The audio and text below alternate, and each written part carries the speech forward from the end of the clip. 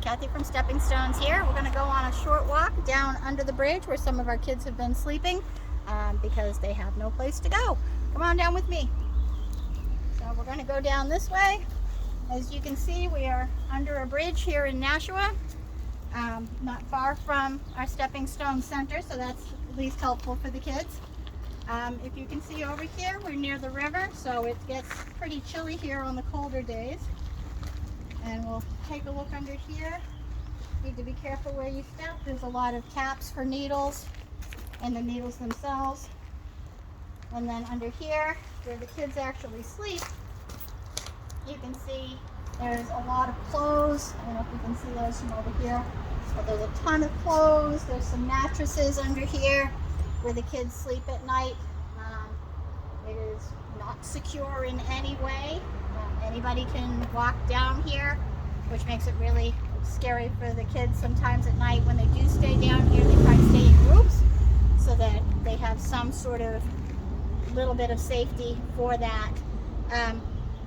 What we do at Stepping Stones when the kids are not here under the bridge is we can help them with all kinds of things to move them away from here and into their own places or some other type of housing so that they are no longer homeless. We help them find jobs. We help them get the documents that they need to be able to get jobs. We help them find housing, which is itself a neat trick because it is such a low vacancy rate. Here in New Hampshire, the vacancy rate is less than 0.5%. So it's difficult for anybody to find an apartment, let alone a homeless youth who has no rental history, limited job history, no credit score. So we work closely with some of the landlords in town to try to get our kids placed, and we do have a few landlords that work with us regularly and are willing to give our kids a shot, which is awesome. We help them if they want to go to college or if they want to do other types of job training, plumbing, electrical, automotive.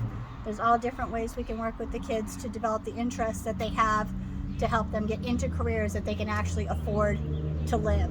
Another thing that our kids will sometimes do is they may get an apartment with somebody else. A lot of our kids at the center have made some close friendships, so sometimes it's easier for them to try to get a roommate and get an apartment than try to afford it on their own because apartments are ridiculously expensive. So that's another plus, is they build a sense of community at the center to be able to help each other out. And a lot of our kids become almost like peer advisors to each other. We have a youth right now who needs to do some community service, and we have another one of our youth who was talking to them just today about how important that is and about how they're willing to walk them down to the location where they'll be doing the community service and to help them out in whatever way that they could to help this other one get the hours that they needed for their community service. So it's really a great program. We are so proud of our kids and all the things that they have been able to accomplish and all the things they're still working on. So here we are back at Stepping Stones, where our kids will come and hang out for the day. We'll help them with emotional support and whatever items they need to get their goals together. As for our 4 kids that were living under that bridge last winter, they are all safely housed. One of them is living with a family member and the other 3 are in their own apartments. So we are very excited to know that those kids are all safely housed and are on their way to self-sufficiency. And we'll just keep working with our new kids as they come in, and hopefully at some point we won't be needed anymore, but until that day happens, we will be here.